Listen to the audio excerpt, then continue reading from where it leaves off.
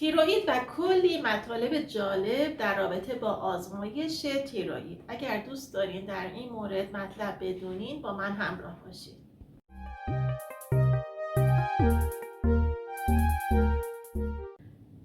به نام خدا. سلام دوستان، من در خدمتتون هستم با یک قسمت دیگه از مطالب در رابطه با سوجوک. امروز میخوام در رابطه با آزمایش های تیروئید باهاتون صحبت کنم. 2 ویدیوی قبلی منو اگر دیده باشین در رابطه با کمکاری و پرکاری تیروئید مطالبی رو خدمتتون عرض کردم، ولی این دفعه میخوام بهتون یه توضیحاتی بدم که اگر شما یک آزمایشی دادین بتونین خودتون تا یه حدی متوجه بشین که برای تیروئیدتون چه اتفاقی افتاده. توی ویدیوهای قبلی بهتون یاد دادم که شما بتونین از روی انطباق تیروئید در دست متوجه بشین که وضعیت تیروئیدتون چجوریه. اگر کمکار بود قرار بود انطباق تیروئید سفید یا زرد باشه، اگر پرکار بود انطباق تیروئید قرمز. حالا اگر که رفتین آزمایش دادین و احتمالاً پزشک تشخیص داد که شما ممکنه مشکلاتی که در بدنتون دارید در رابطه با تیروئید باشه و آزمایش کلی براتون داد، معمولاً بهتره که خود پزشک اون آزمایش رو تحلیل کنه، ولی میخوام یه اطلاعاتی در رابطه با اون مواردی که توی آزمایش هست در رابطه با تیروئید بهتون بدم.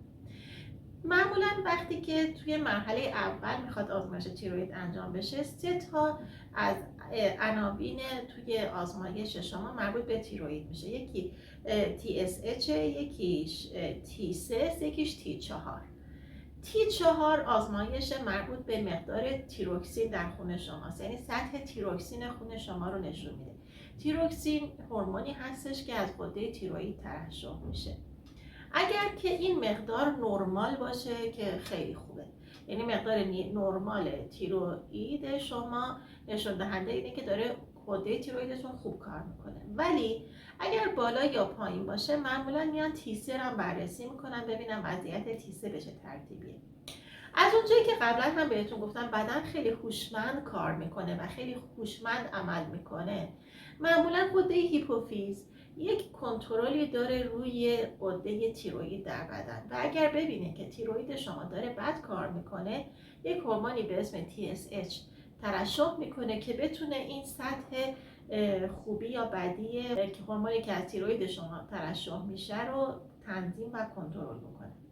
گاهی اوقات مقدار T4 در بدن کم میشه، سریع نمیاد بدن اعلام بکنه که من الان کمکاری تیروئید دارم، T4 کم شده، مقدار هورمون کم شده، ولی غده هیپوفیز میاد TSH ترشح میکنه.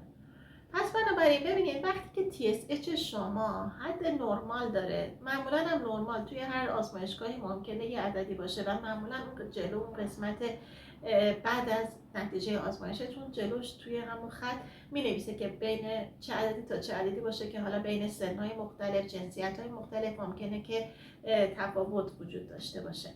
من اصلا در مورد اونا نمیخوام صحبت بکنم و شما رو خیلی گیج بکنم، اصلا در مورد اونا صحبت نمیکنم. اگر در حد نرمال باشه یعنی هیپوفیز اعلام نکرده، یعنی بهش این خبر داده نشده که ممکنه که شما که دچار کمکاری یا پرکاری تیروئید شده باشید. اگر مقدار هورمون TSH شما بالا باشه، یعنی الان اومده به کمک تیروئید که سعی کنه مقدار T4 و T3 شما رو به حد نرمال برگردونه. حالا اگر توانش رو داشته باشه و به حد نرمال برگشته باشه، شما در حقیقت مشکل زیادی نخواهید داشت. اما اگر مثلا TSH زیادی ترشح بشه، TSH تون بالاتر از حد نرمال باشه ولی T3 و T4 شما همچنان پایین باشه، شما دچار کمکاری تیروئید هستید.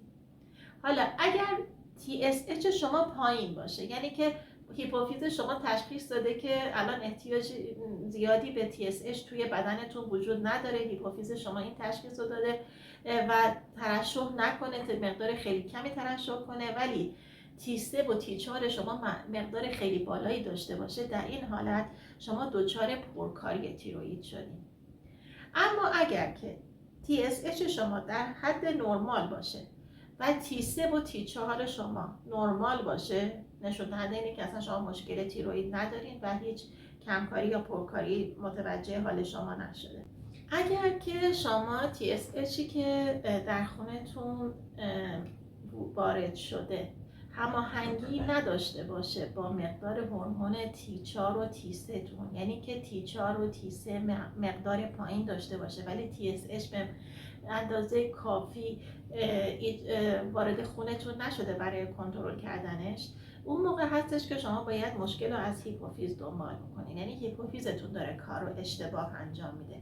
یعنی هیپوفیز الان باید TSH زیاد وارد خونتون بکنه تا سطح T3 و T4 شما رو بیاره بالا، ولی این کار رو انجام نمیده. بنابراین قده هیپوفیز شما داره کمکاری میکنه. اشکال از تیروئید ممکن هست باشه، ولی خب توی هیپوفیزتون هم مشکل وجود داره و هیپوفیز هم باید کنترل بشه. برعکس این مطلب هم هست، یعنی شما T3 و T4 تون مقدار بالایی داره ولی TSH تون یا مقدار نرمال نشون میده یا مقدار بالا نشون میده. در این حالت هم باز هم ممکنه که اشکال از هیپوفیز باشه، یعنی هیپوفیز داره کارش رو بد انجام میده، داره مقدار زیادی TSH تولید میکنه در صورتی که شما نیاز نداره بدنتون به این مقدار زیاد TSH. همون مقدار T4 و T3 که دارید برای بدنتون کافیه. مقدار TSH تون کم باشه و T4 و T3 شما نرمال باشه. این در چه حالتیه؟ در حالتی که شما مقدار یه جورایی در حقیقت تیرویدتون دچار پرکاری بوده با TSH کم، مقدار T3 و T4 تون نرمال شده. در این حالت میگن این پرکاری تحت کنترله، یعنی خود بدنتون داره کنترل میکنه. با توجه به اینکه T3 و T4 شما مقدار زیادی داشته، اومده TSH کم وارد خونتون کرده که بتونه این دوتا رو به حد نرمال برسونه. بدن کلا خودش شروع میکنه به تنظیم کردن با هورمون TSH که توی خون وارد میشه، سعی میکنه مقدار T3 و T4 شما رو در حد نرمال نگه داره. فقط موقع شما مواجه با مشکل میشین، هر چقدر هیپوفیز داره تلاش میکنه که TSH وارد خون شما بکنه، باز هم T4 و T3 شما به حد نرمال نمیرسه. در اون حالت باید دارو استفاده بکنیم یا اینکه از روش‌های سوجوکی که من بهتون آموزش دادم استفاده بکنیم. اگر تا اینجای ویدیوی من خوشتون اومد، من لایک کنین و کامنت برام بنویسین. اگر نظری دارین خوشحال میشم که در رابطه با ویدیوهای من بنویسین. اگر هم تا حالا کانال رو سابسکرایب نکردین، حتما دکمه سابسکرایب رو بزنین و اون زنگوله بغلش هم بزنین که من اگه ویدیوی جدیدی گذاشتم در جریان ویدیو قرار بگیریم. من سعی میکنم همینجوری که میریم جلو توی بعضی از موارد به شما در رابطه با نتیجه آزمایش توضیح بدم. البته مطلب خیلی ممکنه سنگین‌تر از اینی باشه که من خدمتتون عرض میکنم.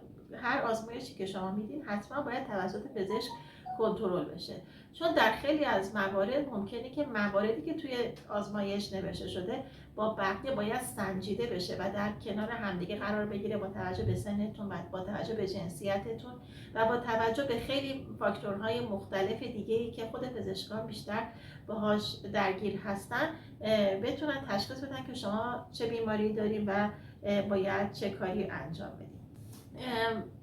توی نتیجه آزمایشتون دیدین که هیپوفیز شما داره خوب TSH تون رو ارائه میده و خوب داره روی هورمون هاتون کار میکنه، ولی شما دچار کمکاری یا پرکاری تیروئید هستین. فقط روی انطباق تیروئیدتون کار بکنید و یه مقداری هم ماساژ انطباق قلب. ولی اگر که توی آزمایش دیدین که TSH تون ناموزون داره توی بدنتون ایجاد میشه و کمک نمیکنه به اینکه بدنتون بتونه خودش تنظیم هورمون رو انجام بده، روی غده هیپوفیز هم باید کار بکنید. غده هیپوفیز انطباقش اینجاست. اگر که قبلا یادتون باشه من گفتم که اینجا انطباق سر توی انگشت شست دست و این قسمت بالای انگشت مغز هستش و غده هیپوفیز هم که داخل مغز قرار داره.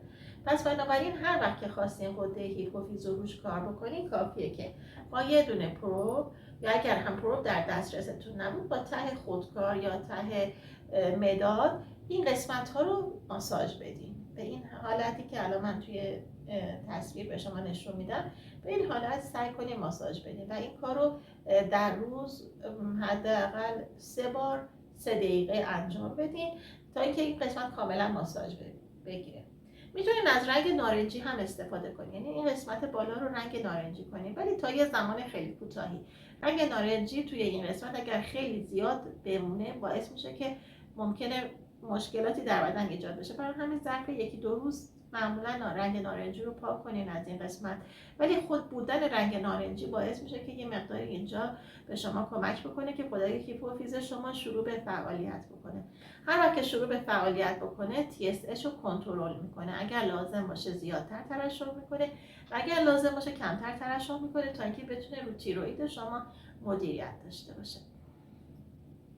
بنابراین اگر که بخوام یه خلاصه‌ای بهتون بگم اینه که شما همیشه باید T3 و T4تون در حد نرمال باشه. اگر در حد نرمال باشه و TSHتون هم در حد نرمال باشه یعنی که هیچ مشکل تیروئیدی ندارید. اگر که این دوتا نرمال باشه و TSHتون یا بالا باشه یا پایین باشه از حد نرمالتون، یعنی اگر بالا باشه یعنی شما کمکاری تیروئید دارین و اگر پایین باشه یعنی که پایین‌تر از حد نرمال باشه یعنی که پرکاری تیروئید داریم ولی کنترل شده است. حالا اگر که T3 و T4 شما با توجه به اینکه TSH شما از حد نرمال یا بالاتر یا پایین‌تر باز هم با مقدار T3 و T4 شما به حد نرمال نرسیده، این نشون دهنده اینه که مشکل کمکاری یا پرکاری تیروئید دارید. حالا اگر TSH شما بالا باشه T3 و T4 باز هم پایین باشه، این نشون دهنده کمکاری تیروئیده. اگر TSH شما پایین باشه و T3 و T4 شما بالا باشه، این نشون دهنده پرکاری تیروئیده. امیدوارم گیج نشده باشه و این مطالب رو کامل یاد گرفته باشید. خیلی ممنون از اینکه ویدیو رو تا اینجا با من همراه بودید. ویدیوی بعدی که میخوام براتون درست کنم و حتما از دست ندید، چون میخوام در مورد ترک اعتیاد مطالب خیلی جالبی بهتون بگم. پس بنابراین با من همراه باشین با ویدیوهای بعدی. به خدا میسپارمتون. خدا نگهدار.